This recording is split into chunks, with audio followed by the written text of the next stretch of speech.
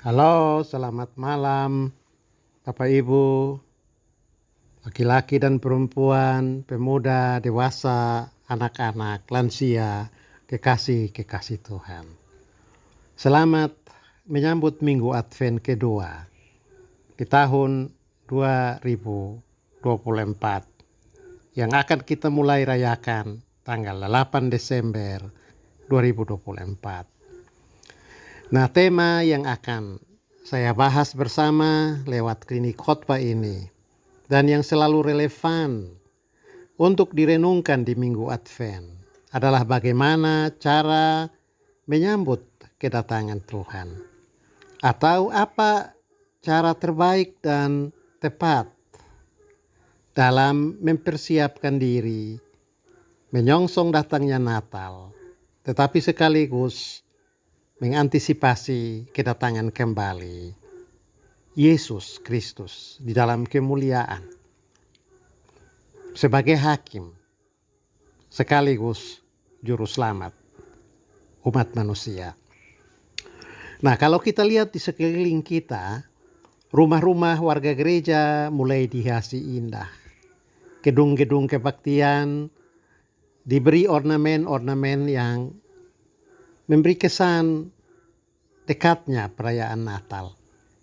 Atmosfer sekeliling kita juga bernuansa Natal karena iringan musik-musik dan lagu-lagu gerejawi yang diputar di rumah-rumah tangga Kristen, tapi juga di tempat-tempat pertemuan umum seperti toko, terminal, atau juga di tempat-tempat ramai. Dekorasi pohon Natal mewarnai sudut-sudut kota dan ruang-ruang publik seperti restoran, pertokoan, perkantoran, dan tempat-tempat yang banyak dikunjungi oleh orang-orang dalam kota-kota yang mayoritas penduduknya beragama Kristen. Di beberapa komunitas atau unit sosial, baik yang berafiliasi langsung dengan gereja maupun non-gereja, mulai diadakan ibadah syukur Natal di Minggu Advent. Memang masih banyak perdebatan. Apakah boleh merayakan Natal di Minggu Advent? Tapi itu bukan bagian dari percakapan kita dalam klinik khotbah ini. Kalaupun nanti perlu, saya akan buat itu dalam sebuah postingan khusus. Dalam hidup anggota gereja mulai ada persiapan-persiapan diri, terutama yang berhubungan dengan kostum yang hendak dipakai dalam ibadah malam menyongsong Natal 24 Desember, sekaligus juga dalam pergantian tahun 31 Desember. Nah, pertanyaan kita ialah, seperti inikah cara menyambut Tuhan yang menjadi isi perayaan Minggu Advent? Ini juga pertanyaan yang diajukan penduduk Yerusalem dan Galilea ketika Yohanes tampil di depan umum untuk mengajak Israel mempersiapkan jalan menyambut kedatangan Raja Damai. Jawaban yang Yohanes berikan adalah supaya mereka bertobat. Bukan untuk sesuatu yang sifatnya adalah persiapan lahiriah, penampilan fisik. Tapi Yohanes memberi perhatian dan tekanan pada persiapan batin dan pembaharuan budi. Dan karena itu Yohanes berseru dengan lantang kepada orang-orang yang datang untuk mendengarkan dia. Yohanes berkata, "Bertobatlah dan berilah dirimu dibaptis, dan Allah akan mengampuni dosamu." Saudara-saudara, Yohanes menekankan pentingnya perubahan sikap hidup yang dimulai dari pembersihan hati dan pemurnian sikap batin. Orang Israel di zaman antar perjanjian, yakni setelah pulang dari pembuangan ke Babel, menjadikan ritual baptisan sebagai satu simbol pertobatan atau pembersihan hati. Simbol itu diperagakan ulang ketika hendak masuk bait Allah untuk berdoa. yakni dengan mencuci tangan, membersihkan wajah dan kaki, atau juga seperti yang dipraktikkan oleh banyak saudara kita Muslim ketika akan bersolat, yaitu melakukan wudhu. Nah, itu bentuk-bentuk ritual dari sesuatu yang lebih dalam maknanya, bukan sekedar membersihkan tubuh dari luar, tetapi membersihkan batin dan pemurnian budi dan kesadaran rohani. Nah, itu wujud dari pertobatan. Nah, bertobat adalah cara yang benar menyambut Tuhan. Begitu inti jawaban Yohanes Pembaptis kepada penduduk Galilea dan utusan dari Yerusalem yang datang mendengarkan khotbahnya. Jawaban Yohanes ini menjadi penting untuk kita memahami apa sesungguhnya makna sakramen baptisan yang Yesus perintahkan. Apakah dia hanya sekedar sebuah ritual keagamaan, formalisme ibadah, ataukah memiliki makna yang lebih dalam, yaitu merupakan satu titik berangkat baru untuk melakukan reformasi dan format ulang kehidupan dalam menyambut kedatangan Allah. Yohanes menekankan hubungan yang erat atau tak terpisahkan antara memberi diri dibaptis dan menjalani hidup dalam kepatuhan terhadap nilai-nilai dan norma-norma kekudusan, kebenaran, kejujuran, dan keadilan. Menurut Yohanes, baptisan bukan akta ibadah yang terlaksana hanya di sekitar altar atau mimbar. Baptisan bukan sekedar sebuah seremoni yang sama dengan seremoni peneguhan sidi, nikah, perayaan Natal, dan keikutsertaan dalam perjamuan kudus. Memang ada seremoninya, tetapi bukan sekedar seremoni. Bobot dari semua seremoni dan perayaan liturgis dalam gereja, seperti yang disebutkan tadi, itu nampak dalam praktek-praktek kesalehan sosial, dalam perilaku hidup, dan perbuatan-perbuatan nyata, di mana para pengikut Kristus bekerja, dan semua itu bertolak dari hati yang baru, komitmen yang dipulihkan, dan kesadaran yang mengalami kelahiran kembali. Sudah bukan rahasia, Bapak Ibu Saudara-saudara, Yohanes tampil mendahului Yesus. Yohanes memahami dirinya sebagai bentara yang berlari di depan kereta kebesaran Tuhan. Dan tugasnya adalah berteriak mengingatkan orang banyak untuk melakukan perubahan hidup, perubahan batin dalam menyambut Sang Raja, yaitu Mesias yang dijanjikan. Yohanes berjalan mendahului Yesus untuk memanggil saudara-saudaranya menyambut Yesus, Mesias dari Allah. Dan kepada orang-orang yang mendengarkan pengajarannya, Yohanes berkata, bertobatlah dan berilah dirimu dibaptis, dan Allah akan mengampuni dosa-dosamu. Sikap paling penting dalam menyambut Allah yang datang melawat manusia adalah bertobat. Begitu kata Yohanes. Bahasa Yunani dari kata bertobat adalah metanoia. Artinya berbalik dari cara hidup dan perilaku yang lama, dan mulai melatih diri untuk cara hidup dan perilaku yang baru. Metanoia merupakan sebuah keberanian melakukan perubahan hati, pikiran, diri, dan jalan hidup. Metanoia is a journey of changing one's mind, heart, self, and way of life. Begitu kata para cendekia. Bertobat artinya melompat keluar dari cara hidup yang lama dalam keadaan yang dikuasai oleh kejahatan, masuk ke cara hidup yang baru dalam suasana kehidupan yang dipimpin oleh Roh dan berorientasi kepada sesama.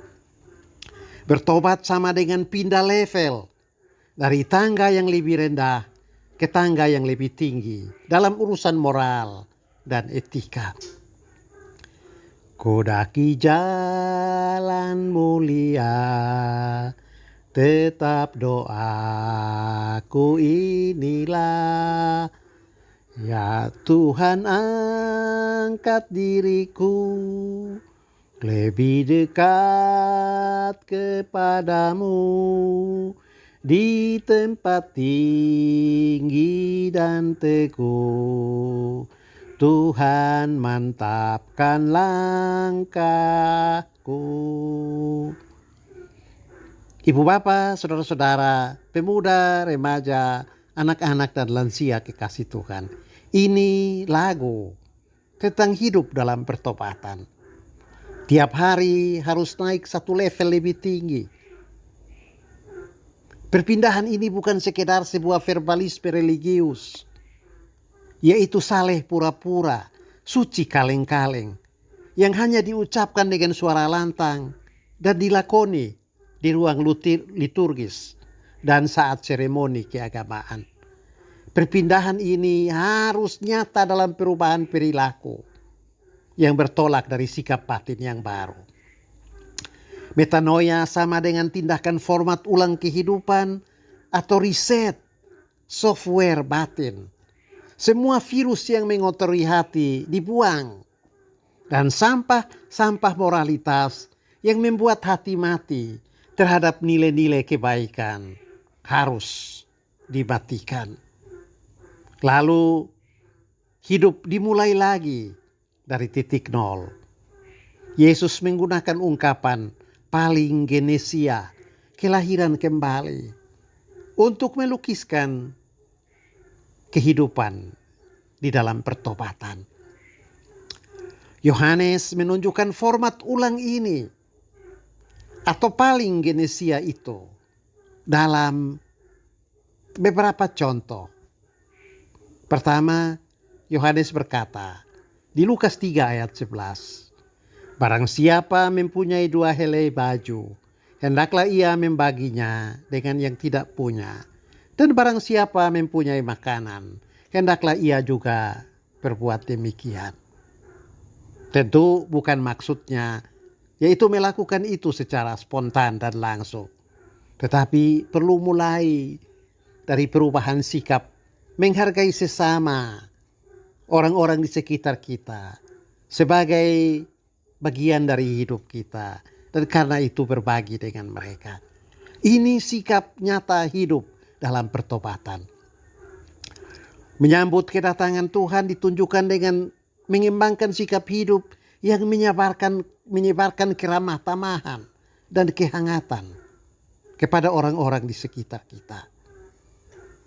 Kita ingat dalam peristiwa kelahiran Yesus yang segera menyusul setelah penampilan yang mengesankan dari Yohanes Pembaptis, memanggil orang-orang untuk bertobat. Nampaklah bahwa Mesias yang diberitakan Yohanes tidak datang kepada Israel dalam wujud seorang raja yang berkuasa atau panglima yang penuh wibawa. Mesias justru datang dalam wujud bayi, lemah, miskin, dan terancam. Datangnya Tuhan kepada kita dalam wujud yang lemah, hina sebagai seorang yang dalam keadaan terancam bukan hanya terjadi di zaman Yohanes Pembaptis. Modus kehadiran itu masih terus berlanjut. Dan itu kita temukan dalam perumpamaan Yesus di Matius 25. Di situ Yesus secara eksplisit menyebutkan, ketika aku lapar, kamu tidak memberi aku makan, melainkan mengadakan seminar tentang mengentaskan kemiskinan, di mana orang miskin sama sekali tidak hadir dalam seminar itu. Yesus juga berkata, ketika aku telanjang, kamu tidak memberikan aku pakaian, melainkan kamu mencemooh cara berpakaian yang aku miliki dari sudut pandang kepatutan moral dan mencap ketelanjangan itu sebagai sebuah bentuk pornografi atau porno aksi kehidupan. Itu dia kedatangan Allah kepada kita dalam wujud orang yang lemah, hina, dan berada dalam ancaman kehidupan.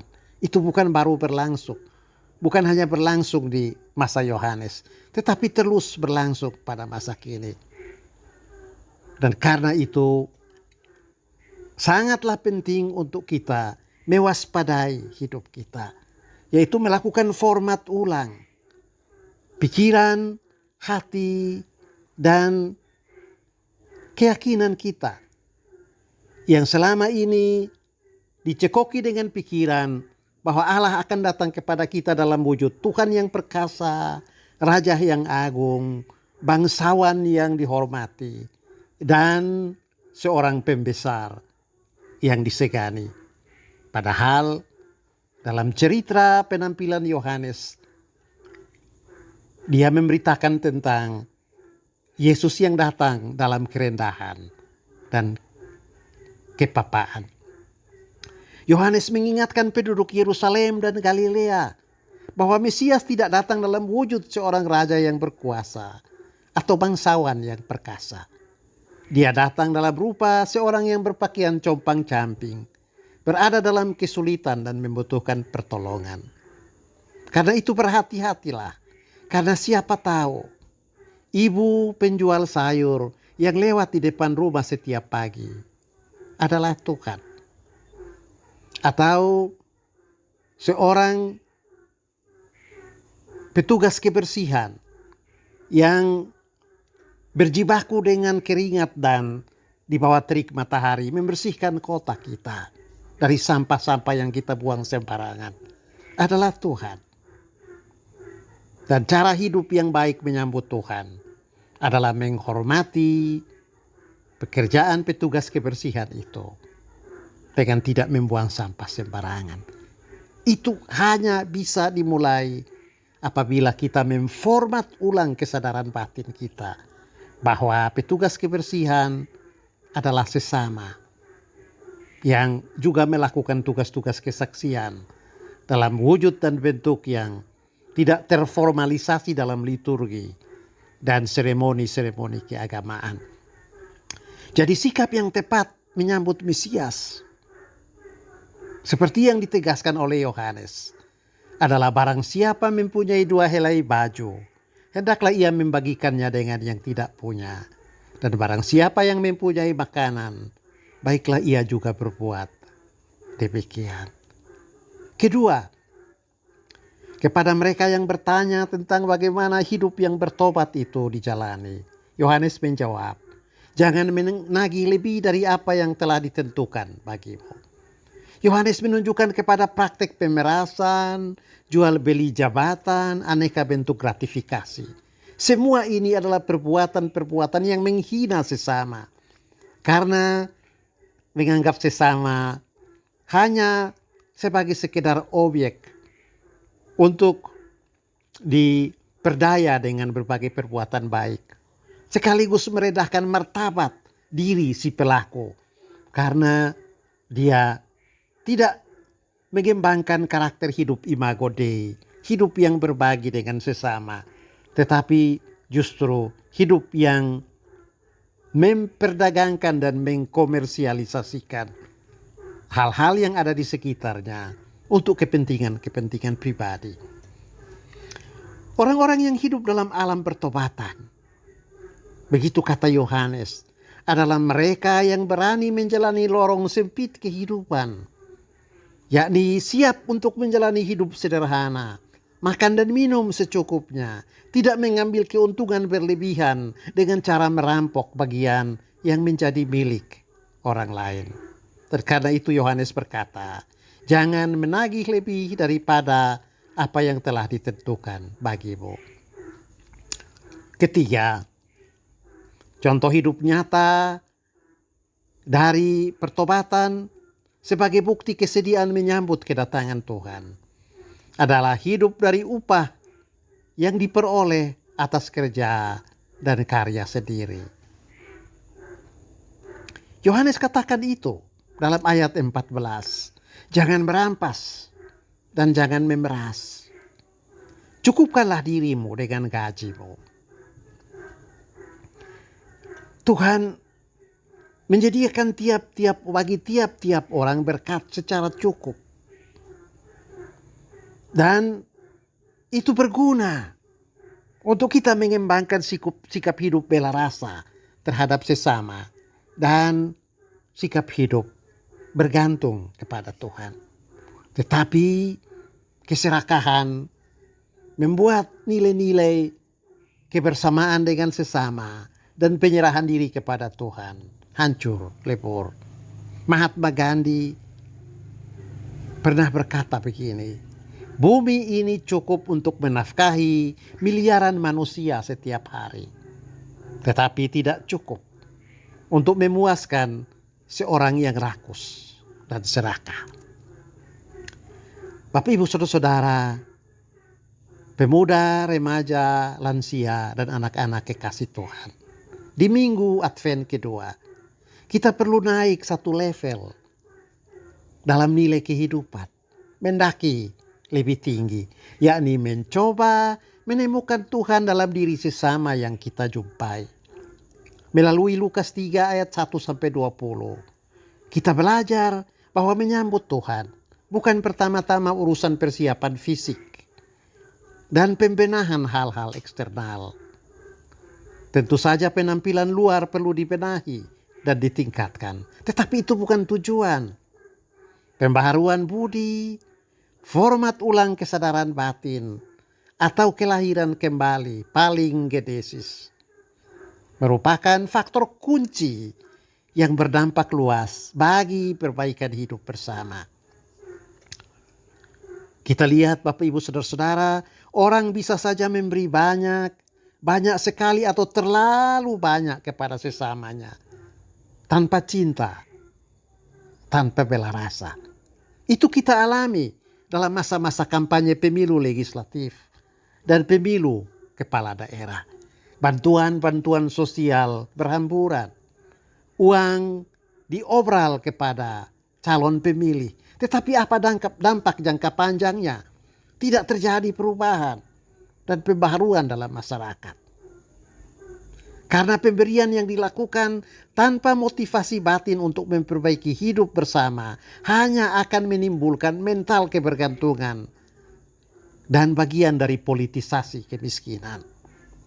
Yohanes Pembaptis lewat Lukas pasal 3 ayat 1-20 menunjukkan bahwa kehidupan dalam pertobatan, terutama dari orang-orang yang menerima baptisan, tidak melulu ditujukan dalam aksi-aksi keramah tamahan sosial dan demonstrasi kebaikan di ruang publik, tetapi bermula atau bertolak dari komitmen batin untuk hidup dalam semangat metanoia atau pertobatan.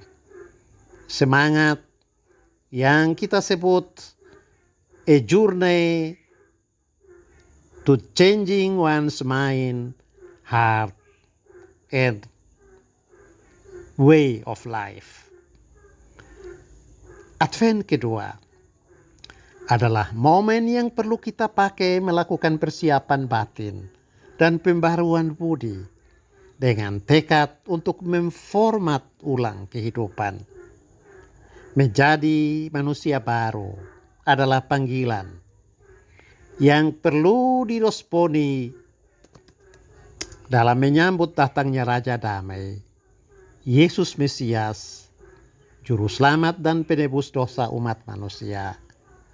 Baik dalam jangka pendek yaitu perayaan Natal maupun dalam perspektif yang lebih luas yaitu dalam hidup waktu yang Tuhan beri bagi kita untuk menjadi berkat. Tuhan kiranya menolong kita semua.